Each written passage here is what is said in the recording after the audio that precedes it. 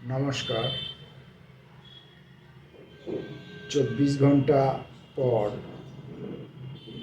আজ ফের কবিতা পাঠের ক্লাসে এসেছি। অল্প কিছু কবিতা পড়ব। এই কবিকে বহুদিন ধরেই জানি, পরোক্ষভাবে অবশ্যই। আর বহুদিন এনার কবিতা বিভিন্ন জায়গায় পড়েওছি। তো আজকে তার নিম ব্রহ্ম সরস্বতী এই বই থেকে কবিতা পড়ব। কবির নাম নিত্যমালাকার। নিত্যমালাকারের নিম ব্রহ্ম সরস্বতী বইটি বেরিয়েছে অহিরা থেকে, অহিরা প্রকাশন থেকে। বইটির প্রথম প্রকাশ হয়েছিল 1422-এ এবং দ্বিতীয় মুদ্রণ হয়েছিল 1427-এ। তা ফলে বোঝাই যাচ্ছে যে কবির কবিতা পাঠকের সংখ্যা বেশ ভালোই আছে। সাধারণভাবে আমরা যারা কবিতা লেখার চেষ্টা করে থাকি, কবি হিসেবে নিজেদেরকে বিজ্ঞাপিত করি, তাদের বই প্রথম দফায় যে কয়েকটি ছাপা হয় সেই কয়েকটি সংগ্রহ করবার অথবা চেয়ে নেবার, মূল্যের বিনিময়ে অথবা মূল্যহীনভাবে, যে কোনোভাবেই হোক। লোকজন তেমন থাকে না, তাই প্রথম প্রকাশের যে বইগুলি সেগুলি অনেক সময় পড়ে থাকে। কিছুদিন আগে এক কবি বন্ধুর পোস্ট থেকে দেখতে পেয়েছিলাম যে তিনি একটি আঞ্চলিক পুরনো বইয়ের দোকানে বেশ কিছু কবিতার বই পড়ে থাকতে দেখেছেন, পুরনো বই হিসাবে। অথচ যে বইগুলি তিনি ছবি ওখানে দিয়েছেন দেখা যাচ্ছে সেই বইগুলো মোটেই তেমন কিছু পুরনো নয়। অর্থাৎ এই সময়েই যারা লেখালেখি করছেন, এই সময়েই যাদের বই বেরোচ্ছে, সেই বই যখন তারা কাউকে উপহার হিসাবে দিয়েছেন বা কোনো বইমেলা থেকে কোনো পাঠক সেই বইটি কিনেছেন, স্বেচ্ছায় হোক অথবা অনুরোধ উপরোধে হোক, যেভাবেই হোক, বইটি যখন তারা কিনেছেন, তারপর কবিতার বইটিকে আর তার প্রাপ্য সম্মান তারা দেননি। সেই কবিতার বইকে তারা বাতিল করেছেন। সেটা যে কোনো রকমভাবেই হোক, পেপারওয়ালার মাধ্যমেই হোক, যে কোনো রকমভাবেই হোক, সেটি এই পুরনো বইয়ের দোকানে এসে হাজির হয়েছে সেই বইগুলি, এবং তাতে কে কাকে কখন উপহারস্বরূপ দিয়েছেন সেসব লেখাও আছে। তাই বোঝাই যাচ্ছে যে এই নিত্যমালাকারের এই যে বইটি, এর যে দ্বিতীয় সংস্করণ আর একবার হয়েছে 5 বছর পরে, তার মানে বোঝা যাচ্ছে তার গুণমুগ্ধ পাঠকের সংখ্যা বেশ ভালো আছে, এবং যারা তার বই সংগ্রহ করেছেন তারা তার বইটিকে প্রাপ্য মর্যাদা বা সম্মান দিয়েছেন। এখন এই নিত্যমালাকারের অহিরা থেকে প্রকাশিত নিম ব্রহ্ম সরস্বতী বইটি থেকে আমি কয়েকটি কবিতা পড়ব। প্রথম কবিতা, কবিতা। কবিতার উপরে বহু রকমের সংজ্ঞা আছে। কবিতা কাকে বলে, কবিতার রূপ কী, রং কী, রস কেমন, এই সমস্ত বিষয়ে বহু রকমের সংজ্ঞা আমরা পড়েছি, এবং এটাও বলা হয় যে কবিতাকে কোনো সংজ্ঞা দ্বারা সংজ্ঞায়িত করা যায় না। তো সে যেমনই হোক, কবি এই কবিতা নামক কবিতাটির মধ্য দিয়েও হয়তো কবিতা সম্পর্কে একটা ধারণা আমাদেরকে দিতে চেয়েছেন। দেখি সেটা ধারণাটা কেমন। কবিতা অবুঝ বুলি বনের পাখির, কবিতা অনন্যপয় বিপদের হুইসিল, না জানা না বোঝার তুক কবিতা তোমার, সতত দূরত্বশীল পশ্চিমের লঘুচাঁদ কৃষ্ণা নবমীর। কবিতা উষ্ণ প্রস্রবণ ধারা, কিশোরের নিশি স্বপ্ন, কিশোরীর মহাভয় রজদর্শন, কবিতা নিরন্তর ক্ষুধা স্বয়ং স্রষ্টার।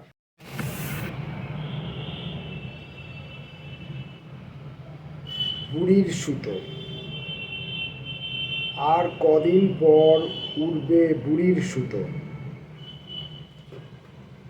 অদৃশ্যের শান্ত পদচারণার মতো, নীরব রাস্তায়, শুকনো মাঠে, গরিব হাওয়ায়।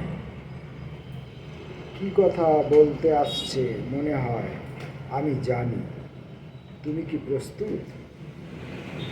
আমি এখনো চুপ, নত মুখ, এখনো নেশায় বাসছি নিজেকে ভালো।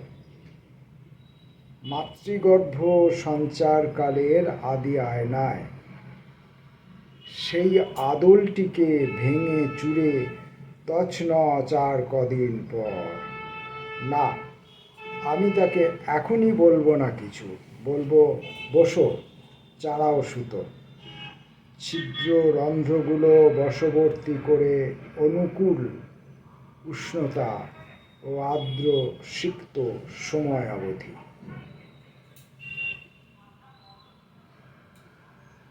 চাওয়া।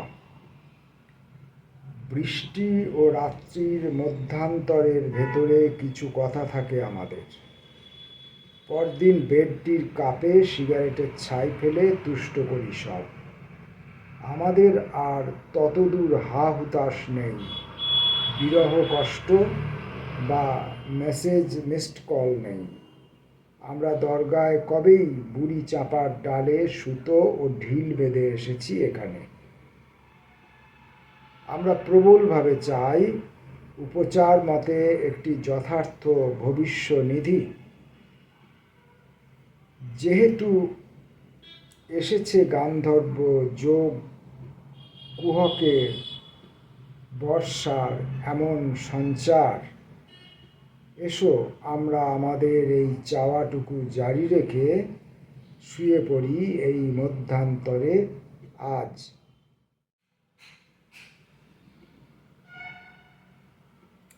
অতিথি শিক্ষক। ছিট নলগ্রাম, বাংলাদেশ পার হয়ে রতনপুরের দেশে এসে ঘুরছি কদিন।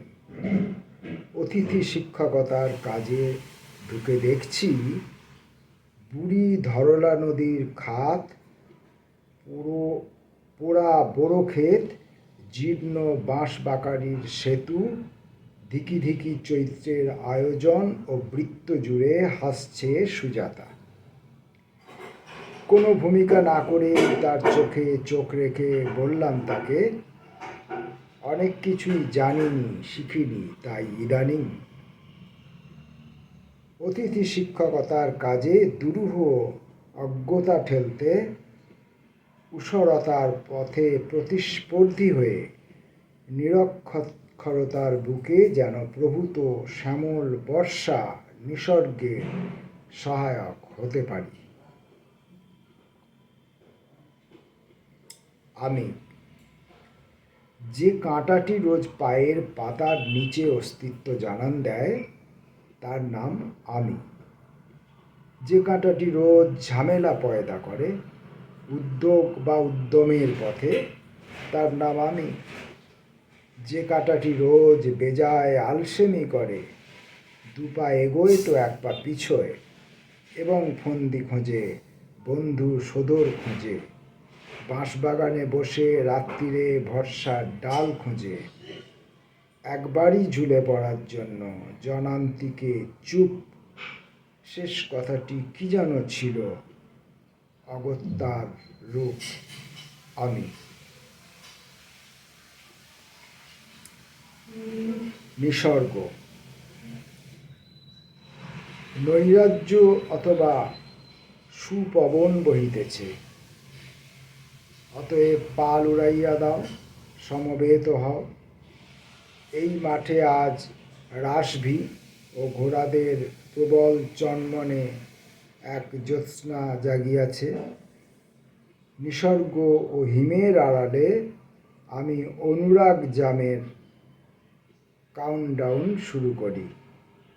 ধূ ধূ শূন্যতা ভাসে দৃশ্যায়নে, শব্দচিত্র নিশ্চুপ, বাক্যাবলী মূঢ় মুখ। আমি আরও গভীরে যাই, হা হতস্মি, তোমাকে কেবলই জপি। রবীন্দ্র ঠাকুর। মহামণ্ডুকের গ্রাসে জলে। একটা পিংপং বল লাফিয়ে লাফিয়ে যাচ্ছে ওই দিকে শেষে। একটা বেমক্কা ঢিলও ছুটছে কাকতালীয়ভাবে। কোথাও একটা মন ভালো নেই যে পুষ্টিগুণে ভরপুর লাল।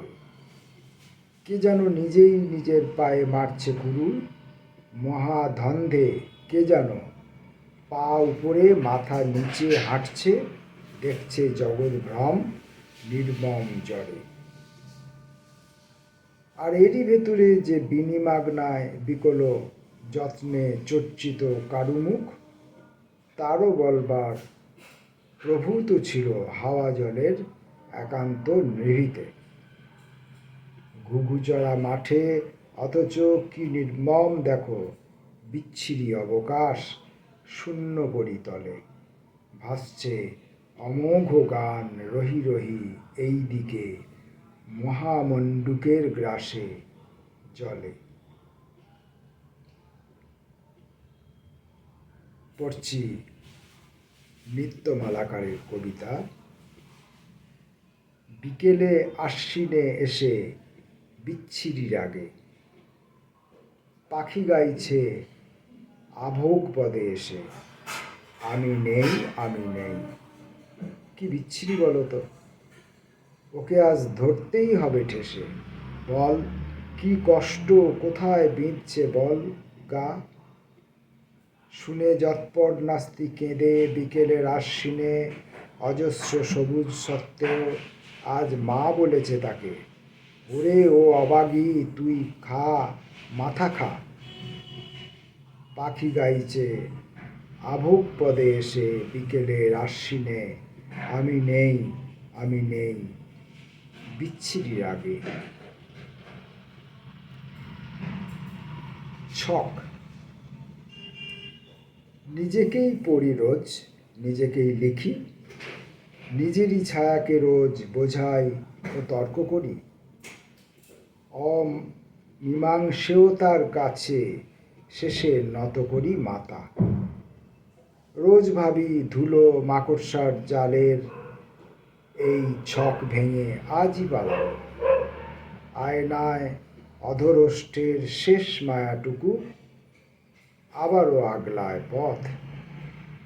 অনুগ্রহী হয়ে তার মহৎ আশ্রয়ে ঢুকি, যেমনটা আছি আজও শিক্ষাক্রমের শেষ পাঠ পর্যায়ে। শিরোনাম পর্ব ২৬। তোমাকে অনিমা ভেবে সংস্রব বাসনা থেকে দূরে সরে থাকি, তবু রতিজ ফুল রাশি রাশি চারপাশে তোমার নির্দেশে হিল্লোল শোভায়। আয়োজনে ব্যতিব্যস্ত অর্কিড কখনো পায়নি পুরুষ ছোঁয়া, রোহিণী লতাদের মতো। নিঃসঙ্গ সমুদ্রের দৈপ তরঙ্গ শাসিত, তোমাকে অযোগবাহ বর্ণের মতো প্রয়োজনে সঙ্গে রাখি। ওই যতটা পারি সংযোগ সংকেত বুঝতে, প্রান্তিক বারান্দার বুড়োটির মতো। শিরোনামহীন পর্ব ২৭।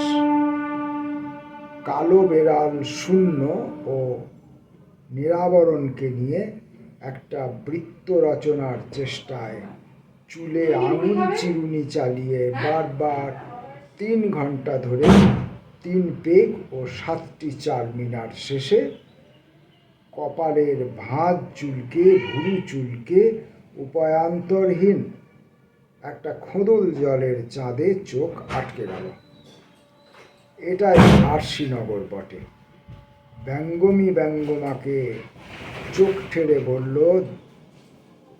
দেখে আমার মালুম হলো, তবে আর কি লাভ বলো আমাতে তোমার? শিরোনামহীন পর্ব 28। এ তল্লাটে আমি মুখ্য পুরুষ আজ সন্ধ্যা সারাদিন। ভেবেছি এ শরীরে আমি সারবত্তার খোঁজে গিয়েছি, মিশেছি মানুষ, অফিস, স্কুল, বাজার, গাগঞ্জ, পাড়ায় নিয়ন্ত্রণ বেরিহীন, প্রকৃত পাখিদের মতো, ঈশ্বরাভিলাষ প্রিয় মেঘেদের মতো। আহ, ভাবো কি প্রচেষ্টা ছিল, ঝুঁকির কষ্ট বিপদ ছিল। যখন বেরোলাম শেষে গুহার আধার থেকে একটা চিলতে আলোয়, ঠিক তক্ষুনি লিপ্ত সুখে আদি মুদ্রায় তোমাকে পেলাম।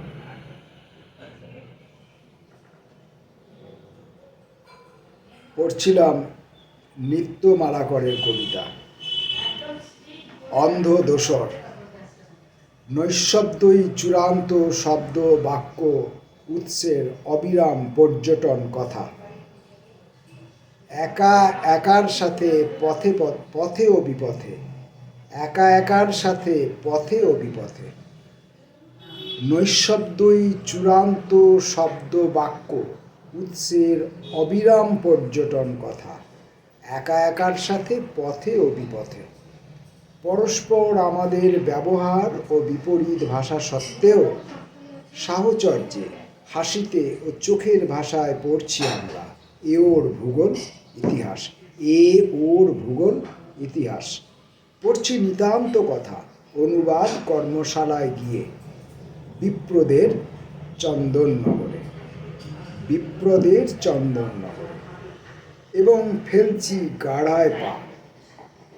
অন্ধের সতত প্রশ্নকুশল যষ্টি যেখানে স্তব্ধ মূর্তি, তাঁর পাদদেশে প্রণত আমাকে আজ এখানে এনেছে।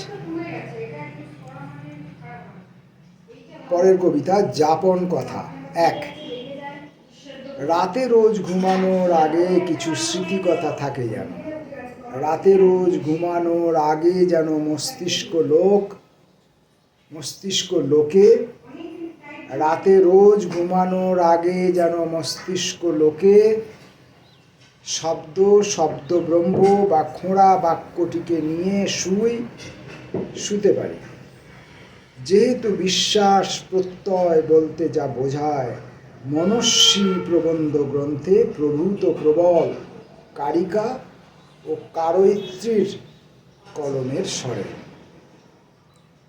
আমার তো খোঁড়ার পা, অন্ধের যষ্টি সাথী, অংশত বোবা, ফলত প্রার্থনা পাপটুকু টেবিলের ড্রয়ারে থাক, পুণ্যটুকু বুকে।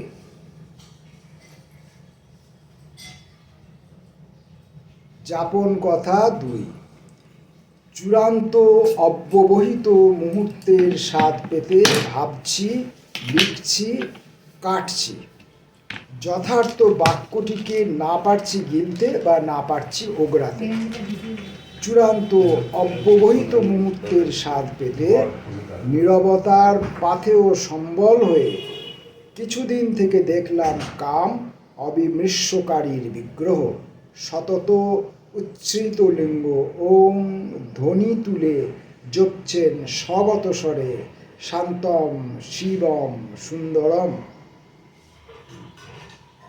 চূড়ান্ত অব্যবহিত মুহূর্তের স্বাদ পেতে ডাকছি অগত্যা উৎকোচ প্রিয় ডাহুকি প্রাণ গোবিন্দ স্যার এবং করায়ত্তকারী শক্তি ম্যাম হ্রিং শ্রী মায়াকেই।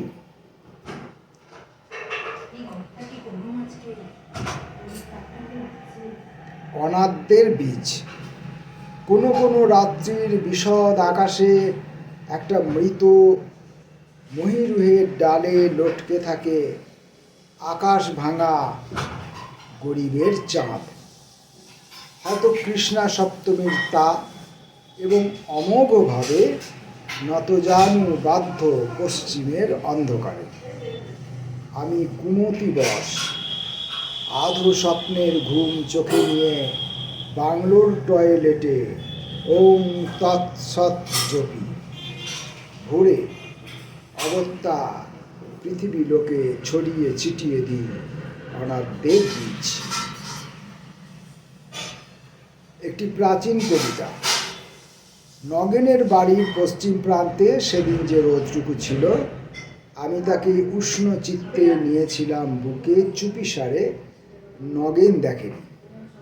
গাছগাছালির ফাঁকে যৎসামান্য কথা ছিল আমাদের, পাখিদের বিবাহক্ষুণ্ণ নিচু মুখ, আমলকি ডালে। কোনোদিনই আত্মহত্যা সম্ভব নয় আমাদের আর। আমরা ত্রিভুজ বা পরস্পর বিপরীত কোণে সমুৎপন্ন ব্যথা। নগেনের বাড়ির পশ্চিম প্রান্তের ওই স্থিতাবস্থাটির কাছে মুখোমুখি চিরকাল আছি।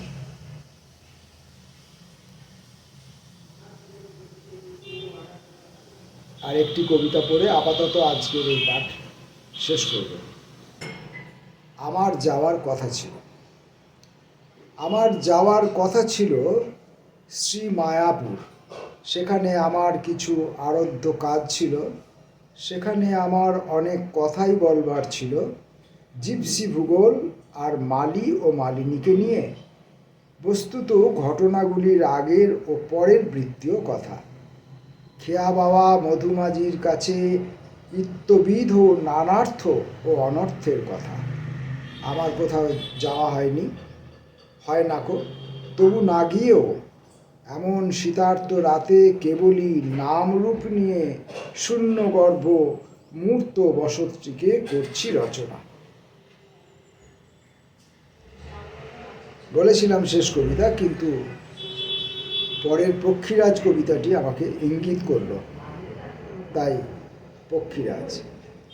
কবি নলিনাক্ষের দেহে শোক নেই, শুয়ে চিৎপাত হয়ে দেখছে আকাশ তার সাদা। ও পরিত্যক্ত বনে বাঘ ভাল্লুক নেই।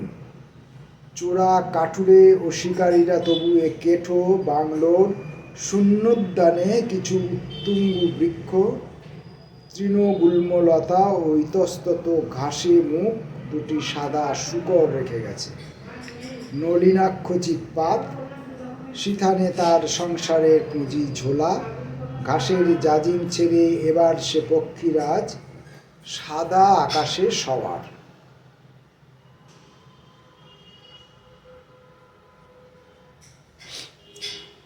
বইয়ের শেষ কবিতাটিও পড়ে নি। তুমি অন্তরায় হলে। তুমি অন্তরায় হলে খুব ভালো হতো। অথচ এই যে স্ফূর্তি, ক্ষোভ প্রকাশের দুঃখ, কলমে উপায় খুঁজছি, লিখে লিখে কালক্ষয়। তোমাকে ভুলব কবে? জুগুপ্সার ধূসর বিকাল থেকে কি যে সেই পাখি, প্রথমে চিবোয় মাথা, খুশি হলে চলে যায়, পরদিন আবার এসে পাঁজরার ভেতরে ঢুকে গানের কলিটিকে খায়। অন্তরার লোভে আবার অন্যদিন এসে শিষ্ণুটিকে পৌরুষের অবশিষ্টাংশ খায়। তবু এরপরও আমার সমূহ থাকে কেন?